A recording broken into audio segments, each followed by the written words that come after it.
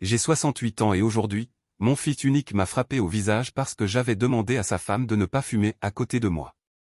Il m'a traité de vieux puant et m'a ordonné de me taire. Elle a ri, ajoutant qu'il était temps que quelqu'un me remette à ma place. Je suis tombé, mes lunettes se sont brisées, et tandis que je ramassais les morceaux de verre au sol avec mes mains tremblantes, j'ai compris une chose toute simple. Pendant 15 ans, j'ai enduré des humiliations parce que je croyais que c'était cela, une famille. Pendant 15 ans, j'ai gardé le silence sur ce que je possédais. Pendant 15 ans, mon fils n'a jamais soupçonné ce que j'avais réellement, ni qui s'était comporté comme un véritable père pour lui tout ce temps. Mais 15 minutes après ce coup, j'ai passé un coup de téléphone et tout a basculé à jamais. Mon fils était convaincu que j'étais un vieillard sans défense, un poids mort accroché à son cou. Il se trompait lourdement. La cuisine embaumait le bouillon fait maison et le steak frites, car moi, Étienne Gauthier, je cuisinais depuis l'aube, comme je le faisais chaque jour depuis 15 ans. J'étais debout devant l'évier, faisant la vaisselle en regardant par la fenêtre la cour en ce mois de novembre, où le vent chassait les dernières feuilles mortes sur le bitume mouillé de notre immeuble à Lyon. Je pensais qu'il serait bientôt temps de ressortir les manteaux d'Yvé du haut du placard. Léo était brûlante, presque bouillante, mais je l'aimais ainsi.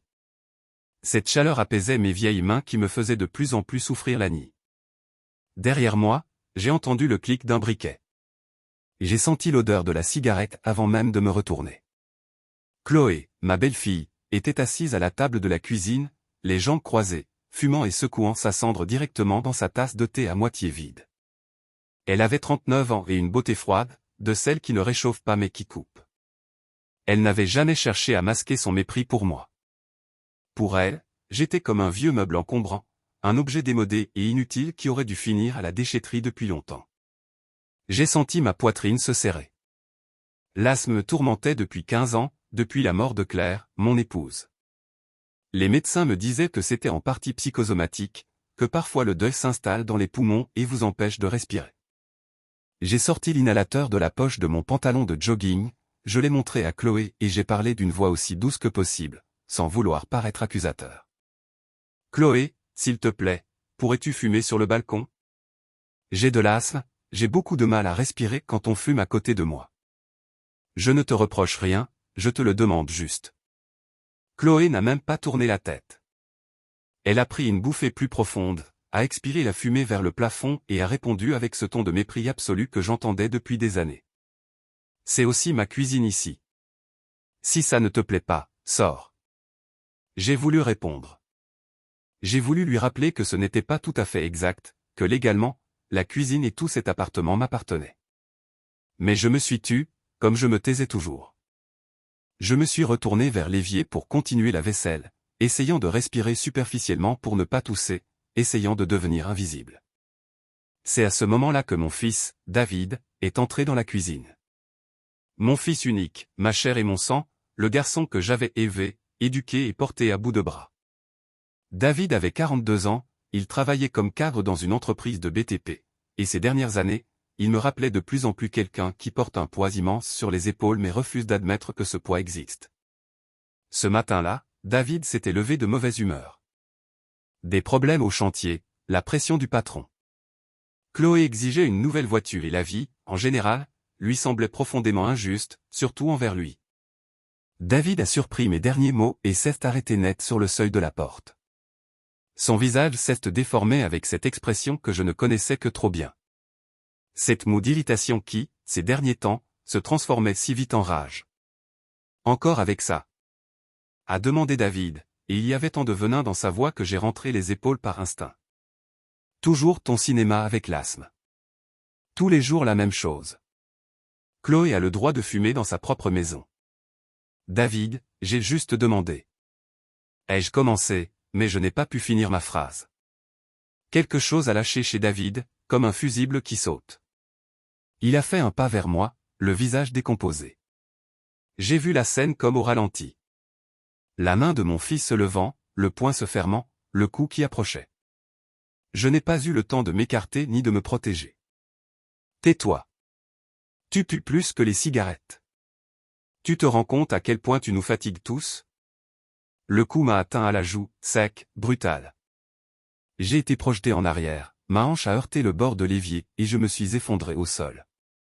Mes lunettes ont volé, ont percuté le pied de la table et les verres se sont brisés sur le carrelage avec un léger tintement.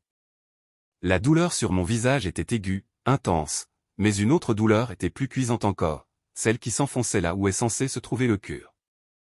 Chloé a ri. Pas un sourire supérieur, non, elle a éclaté d'un vrai rire, la tête renversée, et a dit avec un plaisir évident. Il était temps que quelqu'un te remette à ta place. Combien de temps allait-on encore supporter tes jérémiades? J'étais allongé sur le sol froid, fixant le plafond. J'avais 68 ans. J'avais élevé cet enfant qui se tenait maintenant au-dessus de moi, les poings serrés. J'avais passé des nuits blanches quand David était malade petit. J'avais cumulé 2 emplois pour lui payer ses études à l'université.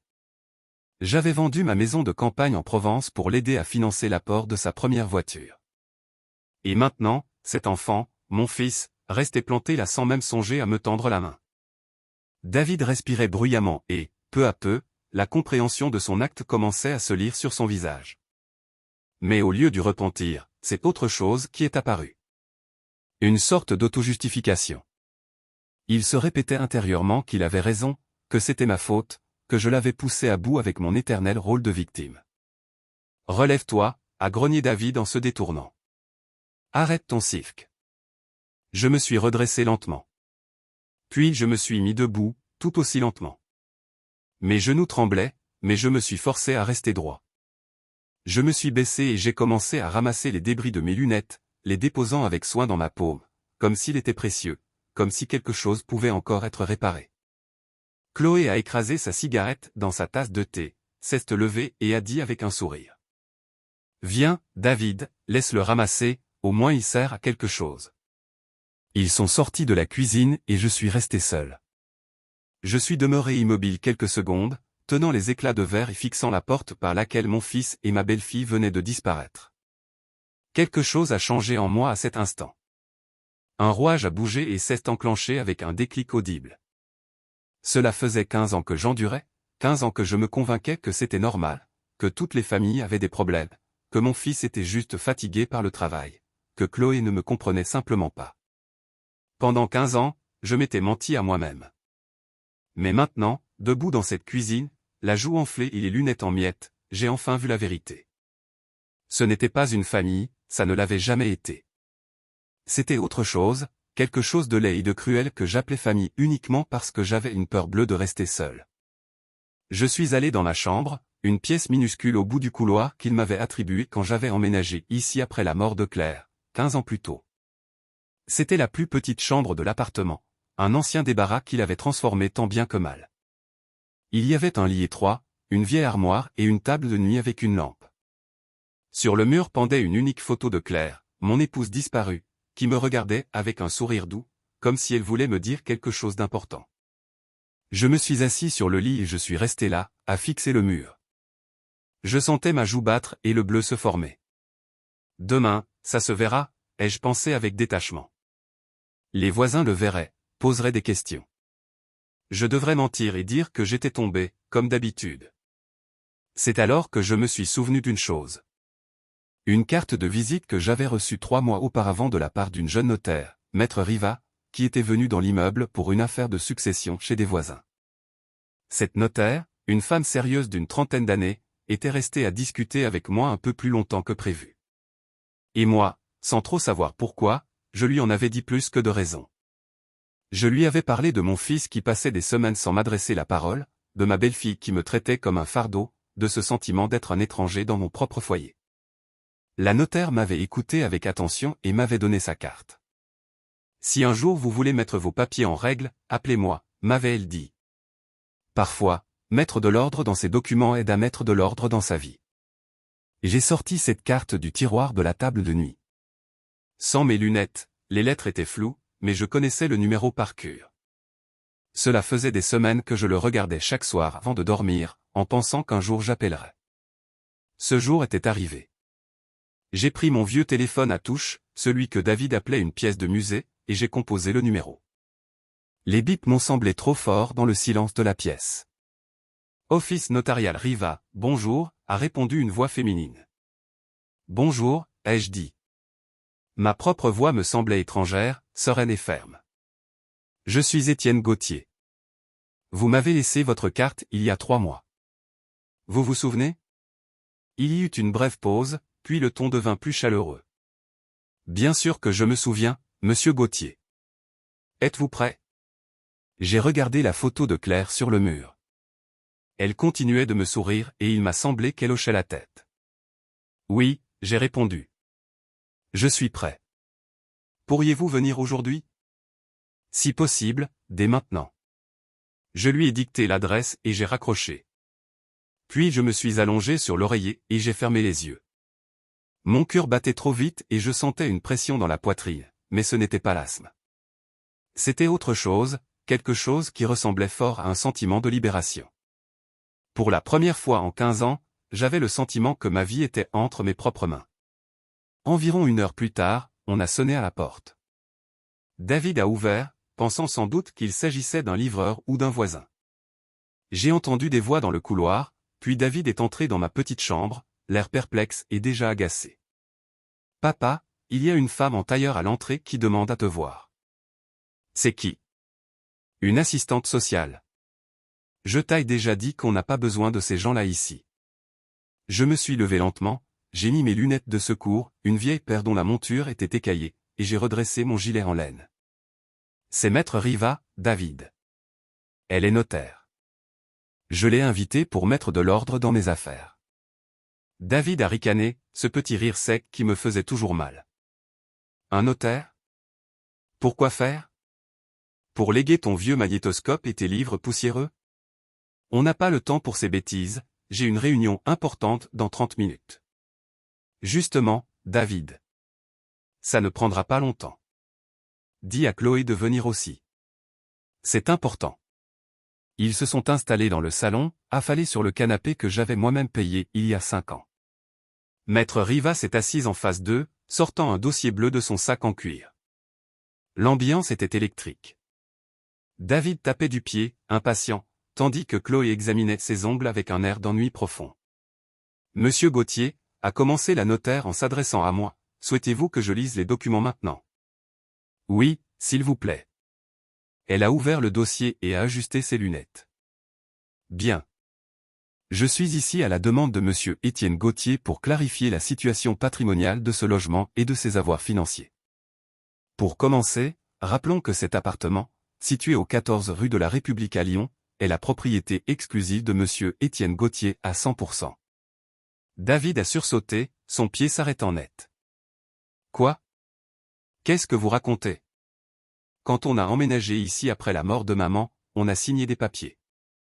C'est ma maison, j'en hérite. Non, monsieur Gauthier, a répondu calmement la notaire. Au moment de la succession de votre mère, votre père a conservé l'usufruit total et la pleine propriété grâce à la donation entre époux qu'ils avaient signée. Vous n'avez qu'une part de nue propriété qui ne vous donne aucun droit d'usage sans l'accord de votre père. En clair, vous vivez ici par sa simple tolérance. Le visage de Chloé a pâli. David, lui, est devenu rouge de colère. C'est n'importe quoi. Papa, dis-lui. C'est notre appartement, on paie les charges. Tu paies une partie des charges, David, ai-je dit calmement. Mais je paie la taxe foncière et les grosses réparations depuis 15 ans. La notaire a continué, imperturbable. Deuxième point. Monsieur Gauthier a décidé de révoquer son testament actuel. Jusqu'à hier, vous étiez son unique héritier. Désormais, par cet acte authentique, monsieur Gauthier fait don de la quotité disponible de ses biens à une fondation pour la recherche sur les maladies respiratoires. Tu fais quoi? A hurlé David en se levant. Tu nous voles notre héritage? Pour des gens que tu ne connais même pas. Ce n'est pas tout, a ajouté Maître Riva. Monsieur Gauthier a également l'intention de mettre en vente cet appartement en viager occupé. Il percevra un bouquet initial de 80 000 € et une rente mensuelle de 1 200 € jusqu'à la fin de ses jours. Les futurs acquéreurs ont déjà été contactés et sont très intéressés par le quartier. Le silence qui a suivi était total. David semblait incapable de respirer. Chloé, elle, fixait le dossier bleu comme s'il s'agissait d'une bombe prête à exploser. Et nous? A fini par bafouiller David. On va où, nous? On a nos habitudes, le travail est à côté. Vous avez 30 jours pour quitter les lieux, ai-je dit, ma voix ne tremblant pas une seconde. J'ai déjà préparé un document de congé pour reprise du logement par le propriétaire. Maître Riva vous le remet officiellement aujourd'hui par voie d'huissier. David a regardé sa femme, puis il m'a regardé. Pour la première fois de sa vie d'adulte, j'ai vu de la peur dans ses yeux. Pas de la tristesse, pas du regret, mais la peur pure de celui qui perd son confort et ses privilèges. Papa, tu ne peux pas faire ça. On est ta famille. Ce qui s'est passé dans la cuisine. J'étais fatigué, je n'ai pas fait exprès. On ne frappe pas son père sans faire exprès, David. Et on ne laisse pas sa femme l'insulter pendant 15 ans par fatigue. 15 minutes après ton coup, j'ai compris que je n'avais plus de fils. J'avais juste un locataire violent et ingrat. Chloé a soudainement changé de tactique. Elle a pris un air larmoyant. Monsieur Étienne. Étienne, s'il vous plaît. On s'excuse. On va changer, je vous le promets. Je ne fumerai plus, je rangerai tout. C'est trop tard, Chloé. Le bail de la complaisance est résilié. Maître Riva s'est levé, rangeant ses dossiers. Les documents sont signés et enregistrés. Monsieur Gauthier, je vous laisse les copies. Monsieur, madame, bonne journée. Quand la porte s'est refermée derrière elle, David s'est effondré sur le canapé, la tête dans les mains. Chloé, elle, a commencé à crier, l'insultant, lui reprochant d'avoir tout gâché avec sa violence inutile. Ils se déchiraient déjà entre eux. Je suis retourné dans ma petite chambre. J'ai pris ma valise sous le lit. Je n'avais pas besoin de 30 jours. J'avais déjà réservé une chambre dans une petite pension de famille au bord de l'Atlantique, à Biarritz, pour quelques semaines, le temps que la vente se finalise. En sortant de l'appartement, je n'ai pas regardé en arrière. J'ai laissé les clés sur le buffet de l'entrée. Sur le pas de la porte, j'ai croisé le regard de David. Il ne m'appelait plus vieux puant. Il ne me donnait plus d'ordre. Il me regardait comme on regarde un étranger dont on réalise soudain l'immense pouvoir. « Où est-ce que tu vas » a-t-il demandé d'une voix brisée. « Je vais vivre, David. Pour la première fois depuis 15 ans, je vais enfin respirer. 3 mois ont passé. Je suis assis à la terrasse d'un petit café sur le port vieux de Biarritz. L'air marin est vif, chargé de sel, et mes poumons, autrefois si fragiles, semblent s'ouvrir à chaque inspiration. Ici, personne ne m'appelle le vieux. On m'appelle Monsieur Étienne. J'ai troqué mes vieux joggings contre des pantalons en lin et les vestes confortables. Je ne me suis jamais senti aussi léger. La vente en viager a été finalisée rapidement. Le bouquet initial m'a permis de m'installer confortablement et la rente mensuelle me permet de vivre sans jamais compter mes centimes au supermarché. Mais le plus grand changement n'est pas financier. C'est le silence. Un silence paisible, sans reproche, sans fumée de cigarette et sans peur. Ce matin, j'ai reçu une lettre. Une vraie lettre, glissée sous la porte de ma petite pension. L'écriture était nerveuse, presque illisible par endroits. C'était David. Il m'écrivait qu'ils avaient dû louer un petit studio en banlieue lyonnaise, loin du centre. Chloé l'avait quitté un mois après leur expulsion, ne supportant pas de vivre avec un perdant sans héritage. Il disait qu'il avait perdu son poste de cadre à cause de son instabilité émotionnelle et qu'il travaillait désormais comme simple intérimaire sur des chantiers. Il finissait sa lettre par ces mots. « Papa, j'ai compris. Je ne savais pas que c'était toi qui payais tout. Je ne savais pas que sans toi, je n'étais rien. Est-ce qu'on peut se voir ?» J'ai posé la lettre sur la table et j'ai regardé l'horizon, là où le ciel se confond avec l'Atlantique. J'ai repensé à ces 15 années de sacrifice, à ce fils que j'avais tant aimé et que j'avais fini par perdre en voulant trop le protéger des réalités de la vie. Est-ce que je vais lui répondre? Peut-être un jour. Mais pas pour l'aider financièrement. S'il doit devenir un homme, un vrai, il doit apprendre à construire sa propre vie sur les ruines de son arrogance. La leçon de Maître Riva était claire. La famille n'est pas un droit acquis par le sang, c'est un respect qui se mérite chaque jour. Je me suis levé, j'ai laissé un pourboire généreux au serveur et je suis parti marcher sur le sable. Le vent soufflait fort, mais pour la première fois de ma vie, je n'avais plus besoin d'inhalateur. Merci d'avoir écouté mon histoire jusqu'au bout. Si elle a résonné en vous, laissez un like, écrivez en commentaire ce qui vous a le plus touché et n'oubliez pas d'indiquer d'où vous venez. Abonnez-vous à la chaîne, de nombreuses autres histoires arrivent bientôt.